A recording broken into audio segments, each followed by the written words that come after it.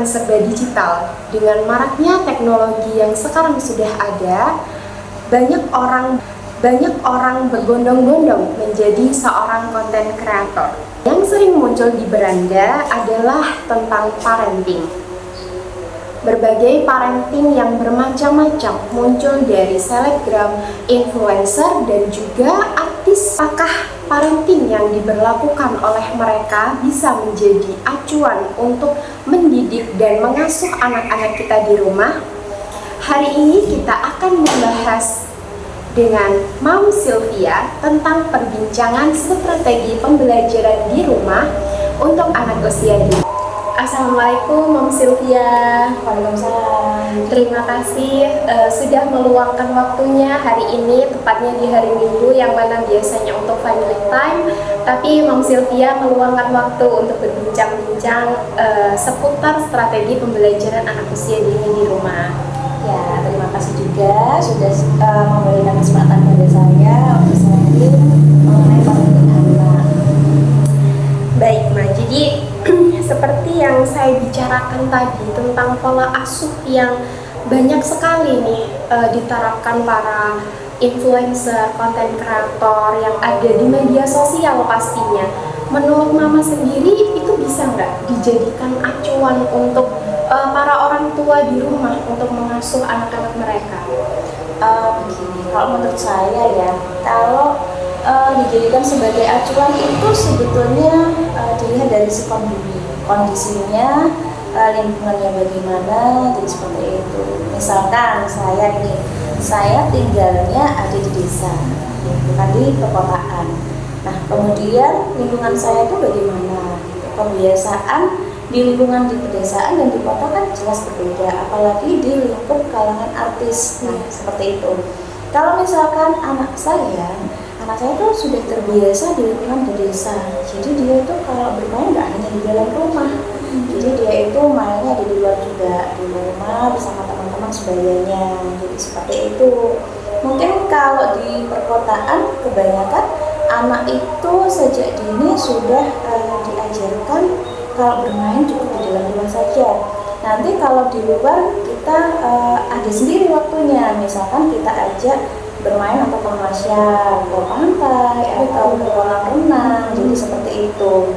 Tentunya kan pasti bersama keluarga ya. Nah, Iya. sedangkan kalau di desa kita sudah terbiasa ada teman-teman sebayanya atau teman tetangga. Nah, gitu. Jadi anak-anak itu bermainnya di depan rumah bareng bersama teman-temannya atau anak-anak tetangga yang sebayanya. Jadi seperti itu. Oke, jadi terkait pola asuh yang diterapkan nih, saya membandingkan antara pola asuh sekarang dan zaman dahulu. Saya pernah membaca bahwa Rasulullah itu pernah berkata, asuhlah anakmu sesuai dengan zamannya. Di sini saya juga pernah membaca bahwa ada salah satu metode pengasuhan Ali bin Abi Thalib bahwa ada 3 tahapan atau 3 fase. Nah, jadi dalam mengasuh anak ada 7 tahun pertama, 7 tahun kedua, dan 7 tahun ketiga. Di sini pada usia 7 tahun pertama itu jadikan anak sebagai seolah-olah mereka adalah raja. Jadi mereka itu penuh kasih sayang dan mulai membuat ikatan atau bonding dengan orang tua di sini ya. Kalau di tahap kedua itu jadikan mereka sebagai tawanan, maksudnya mereka itu mulai diberlakukan aturan, kedisiplinan, jadi aturan mulai diterapkan untuk anak. Dan di 7 tahun terakhir yang ketiga itu jadikan mereka sebagai seorang sahabat. Jadi layaknya kita sebagai sahabat ini Mas, saling berdiskusi, berdialog, saling memberikan solusi ketika ada masalah gitu. Ketika saya membicarakan ini, apakah relate nih Ma untuk kita jadikan acuan juga untuk mengasuh anak di masa kini? Menurut saya ya sudah sesuai ya, maksudnya relate. Tapi kalau melihat kenyataannya zaman sekarang, zaman sekarang nih ya, kalau pola asuh di 7 tahun pertama itu kan bonding dengan orang tua ya. Betul. Itu kedekatan dengan orang tua itu itu terutama dengan si bapak atau ayah. Kemudian 7 tahun keduanya dengan si ibu, begitu. Tapi kan kalau menurut ahli mitologi itu kan kalau yang usia 7 tahun pertama itu kedekatannya harus dengan ibu, dan 7 tahun kedua dengan ayah. Kalau melihat zaman sekarang itu menurut saya tidak terbalik ya. Memang betul sih 7 tahun pertama itu anak pasti dekat dan selalu hampir 24 jam bersama ibunya. Tapi lebih baik itu kalau 7 tahun pertama itu ayah juga ikut terlibat dan dekat juga dengan anak. Jadi seperti itu. Jadi bondingnya sama ayah itu lebih dekat. Kenapa begitu? Karena nanti kalau udah usia 7 tahun kedua, anak itu kan sudah punya lingkungan sendiri, punya kegiatan sendiri nih, teman-temannya juga banyak, aktivitasnya banyak. Kebanyakan anak sekarang di usia SMP, SMA itu mereka tidak begitu akrab, tidak begitu dekat dengan ayah. Jangankan bertukar pikiran atau curhat, ya kan? Curhat itu bahasanya sekarang ya. Nah, anak itu mau minta izin keluar bermain misalkan dengan temannya pulangnya sore atau malam nanti jam 7. Itu nggak langsung ke ayahnya, jadi melewati ibunya dulu. Kesannya jadi kayak takut gitu. Mungkin karena sejak dini maksudnya waktu kecilnya kan jarang bareng sama ayahnya. Iya, dekatnya sama ibu. Jadi kayak ada suatu batasan gitu. Kalau misalkan ayah bilangnya A, dia langsung ikut A, jadi seperti itu. Tapi kalau misalkan waktu kecil itu dekat dengan ayah, saya rasa kedekatan itu akan lebih akrab gitu loh, nggak kayak ada batasan sendiri, jadi seperti itu. Nanti kalau 7 tahun ketiga ya itu memang betul seperti itu. Kalau yang usia 7 tahun ketiga itu betul kita menganggap anak itu selayaknya seperti sahabat sendiri. Nah, kenapa begitu? Karena usia remaja menuju dewasa, ya kan, karakter anak itu dibangun, dibentuk, dan dia juga harus menemukan jati dirinya. Nah, dengan begitu anak dan orang tua, ayah atau ibu itu harus dekat, harus akrab. Jadi bukan karena kedekatan antara status anak dan orang tua saja, melainkan seperti teman, seperti sahabat sendiri. Jadi kalau misalkan dia itu cerita atau mau sharing tukar pendapat, bahkan curhat tentang kepribadian si anak kepada orang tua, itu bisa lepas gitu. Maksudnya terbuka gitu, tanpa ada yang harus ditutup-tutupi, tanpa ada batasan juga. Iya, tanpa ada batasannya, seperti itu. Itu juga luar biasa sekali ya, walaupun dengan pola asuh yang diterapkan pada zaman dahulu tetap relate, tapi kebanyakan masih berbanding terbalik gitu ya. Berbalik. Oke.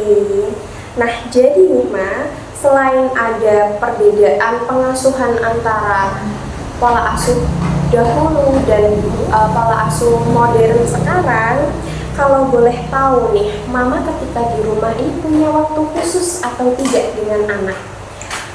Waktu khusus untuk belajar pastinya ya Mbak dengan anak. Kalau waktu khusus untuk belajar sih ada sendiri ya.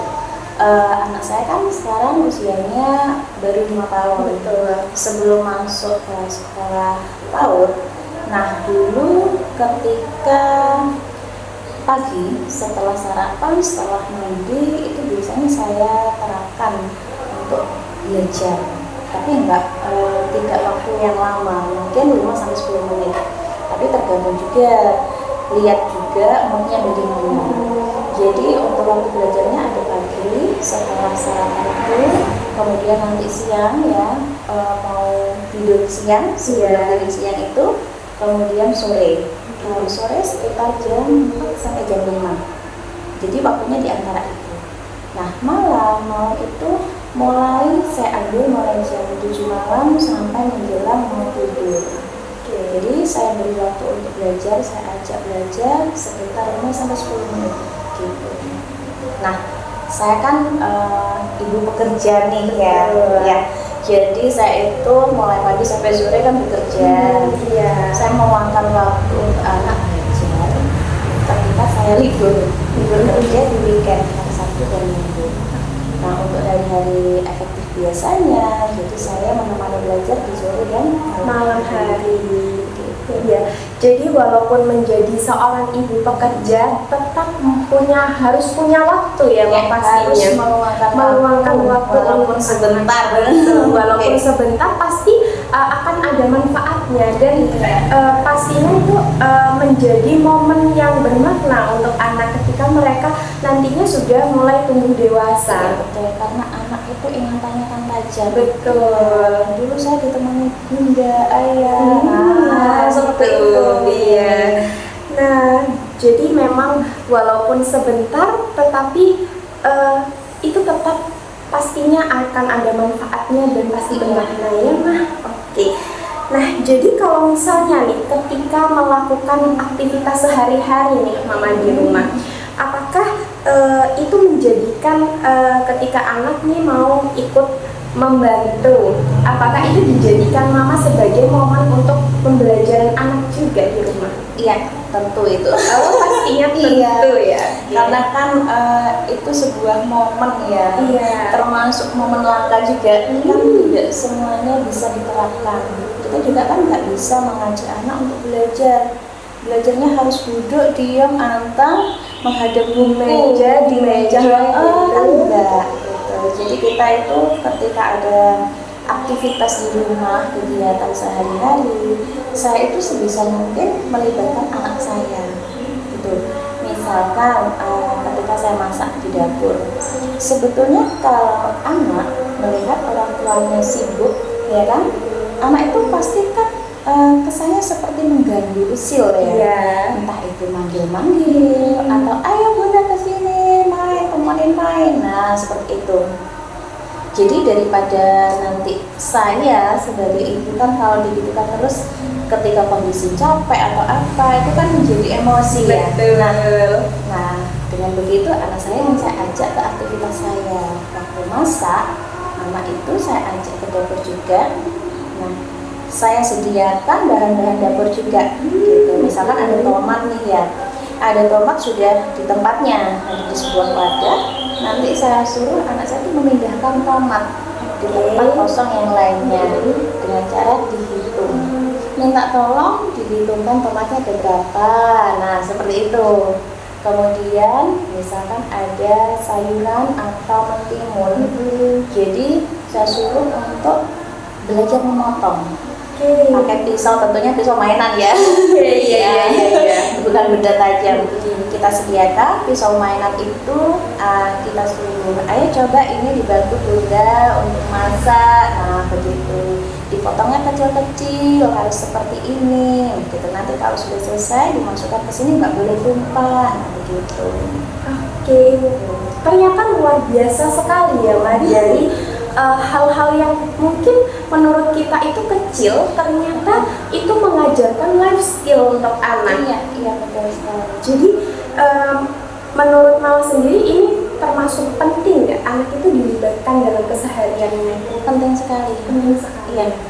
Entah itu anak kita perempuan atau laki-laki itu sangat penting sekali. Okay. Kadang kan ada ya anak laki-laki itu tidak perlu membantu orang tua. Betul. Laki-laki itu tidak boleh menyapu. Seperti itu ya kan. Tapi menurut saya entah itu anaknya perempuan Atau laki-laki itu sama saja harus bisa melakukan pekerjaan sehari-hari ya. Karena nanti itu akan bermanfaat ketika dia dewasa. Misalkan menyapu atau merapikan tempat tidur, merapikan mainannya setelah dibuat mainan itu biar nggak berantakan, itu penting sekali. Kalau nggak begitu ya, misalkan anak sudah terbiasa, ya sudah nanti biar bunda yang bersihkan mainan, nah gitu. Jadi anak tuh pikirannya, sudah nanti ada bunda, nah, kayak Setelah makan piringnya kan masih kecil ya, Iya. tentunya kan masih belum bisa cuci piring nih. Jadi piringnya kalau sudah selesai makan itu ditaruh di meja dapur ya, nah gitu, atau ditaruh di tempat cucian dapur apa piring itu. Jadi seperti itu, anak tuh jadi terbiasa dari kecil. Dan saya termasuk setuju sekali dengan pernyataan ini karena banyak sekali sekarang itu beredar juga di media sosial tentang budaya patriarki. Iya betul. Ya, Nah, betul sekali. mungkin dari kecil kita sebagai seorang tua pastinya harus menerapkan life skill ini biar budaya patriarki itu bisa terputus dari anak-anak kita gitu ya. Oke, selain itu Ma, apa sih yang menjadi tantangan terbesar Mama ketika mengasuh anak di rumah pastinya ya? Ini ya. Ini kebanyakan yang dialami oleh ibu-ibu ya, termasuk ibu baru atau ibu Iya, muda iya, yang gitu ya. iya betul. Bahkan ibu yang sudah mempunyai beberapa anak ya, banyak ya, lebih dari 2, itu masih merasa kesulitan dan merasa punya tantangan di setiap anak. Kalau saya sendiri tantangannya yaitu ketika menghadapi mood anak yang belum stabil gitu.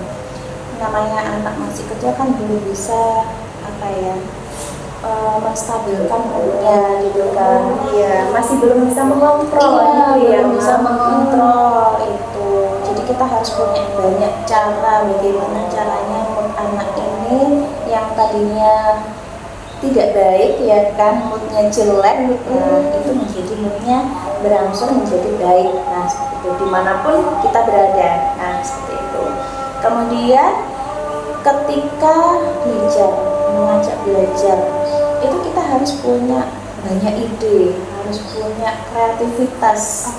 Jadi metode belajar yang diterapkan itu nggak harus satu dan itu saja gitu. Kita harus punya banyak metode. Misalkan saya mengajak anak saya untuk menggambar, tentunya kan duduk ya di kursi, kemudian menggambar di buku tulis, di meja, diem gitu kan. Nah besoknya kalau misalkan saya ajak seperti itu lagi, anak kan pastinya jenuh ya, bosan. Dan akhirnya kan sudah kemarin bunda, nah seperti itu.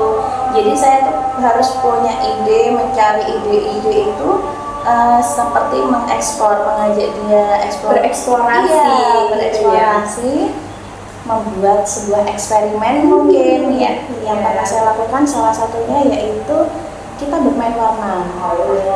Kita bermain warna itu saya menggunakan cat warna, betul, atau terkadang menggunakan pewarna makanan, iya, yang ada di rumah. Iya, untuk barang-barang yang ada di rumah saja ya, Ma. Iya.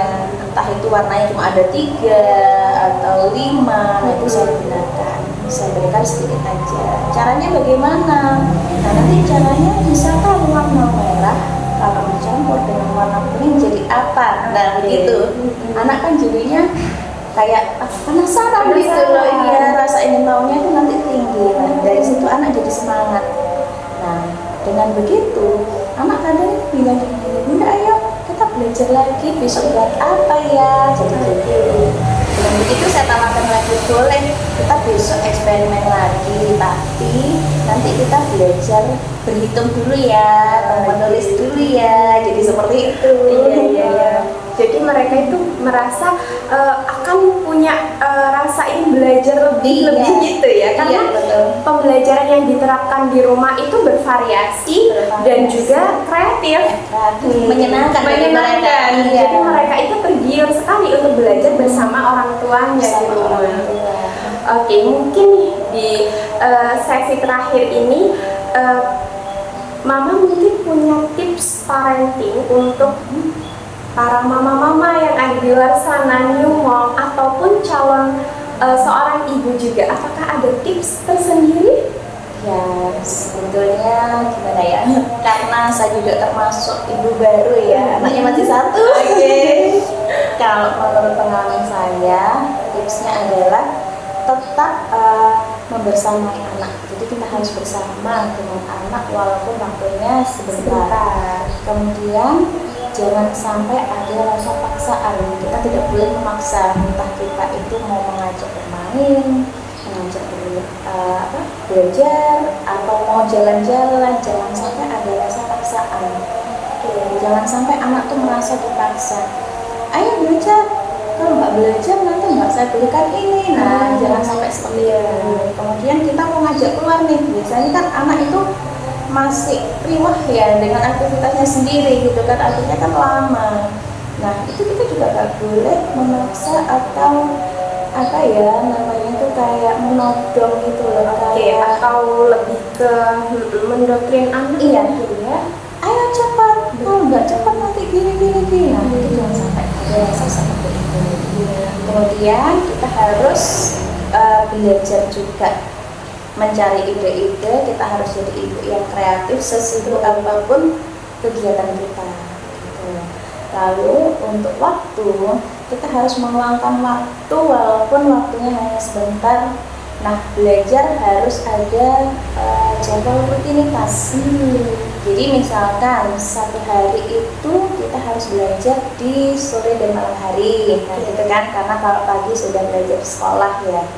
Sore dan malam kita belajar bersama anak, kita nemenin sebagai teman belajar, bukan hanya sebagai ibu dan anak begitu. Misalkan belajar, anak kita itu belajar menulis, kita juga harus ikut menulis. Jadi seperti itu. Nah, waktunya tidak perlu lama, 5-10 menit. Kalau sudah teratur 5-10 menit, anak kita itu sudah nyaman ya, enjoy dengan kegiatannya belajar itu, kita tambahin waktunya. Bisa sampai 15 menit. Yang penting rutin. Nah, gitu. Ya kurang lebihnya seperti itulah.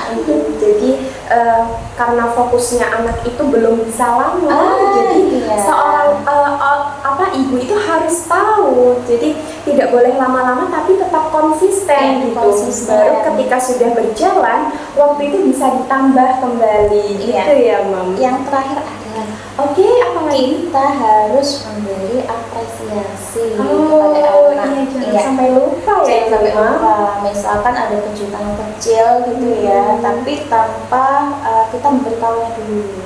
Namanya kejutan kan ya, surprise. Kita memberikan kejutan kecil, misalkan seperti membuatkan makanan atau cemilan kesukaannya, atau kita bisa membuatkan stiker gitu kan, stiker kecil-kecil gitu kan, itu kan murah ya, nggak perlu barang mahal. Atau kita membuatkan mainan dengan kreativitas kita sendiri, kan banyak ya sekarang itu kita lihat di YouTube, sosial media seperti itu kan. Kita mencontoh buatkan mainan buat anak kita, pasti anak kita tuh akan lebih senang. Jadi pastinya ada reward gitu ya, ketika mereka sudah mau belajar, mau belajar dengan orang tuanya. Kita juga harus punya apresiasi untuk anak, karena memang anak itu senang sekali, bukan mereka itu merasa ketika diapresiasi itu mereka jadi nyaman gitu ya, nyaman. Oh, saya bisa. Jadi seperti itu. Walaupun sekedar pujian, tepuk tangan itu sudah menjadi apresiasi yang bermakna untuk anak. Dia bangga karena kan bisa ini sekarang, sudah berusaha, jadi seperti itu. Betul. Ternyata perbincangan hari ini sangat-sangat bermakna sekali ya, Ma. Apalagi untuk calon ibu di luar sana harus mengetahui pastinya pola-pola asuh yang harus dilakukan untuk anak-anak, karena memang ketika salah pola asuh pun akan berimpact kepada anak ke depannya ya, di masa yang akan datang. Betul. Jadi kita harus benar-benar berhati-hati dalam menerapkan pola asuh untuk anak. Betul sekali. Terima kasih ya, Ma. Masya Allah sekali perbincangan hari ini sangat-sangat bermanfaat untuk saya juga pastinya. Semoga kedepannya kita tetap bisa mendukung dan bekerja sama antara orang tua dan guru untuk perkembangan anak di masa depan. Terima kasih. Wassalamualaikum, Ma. Waalaikumsalam.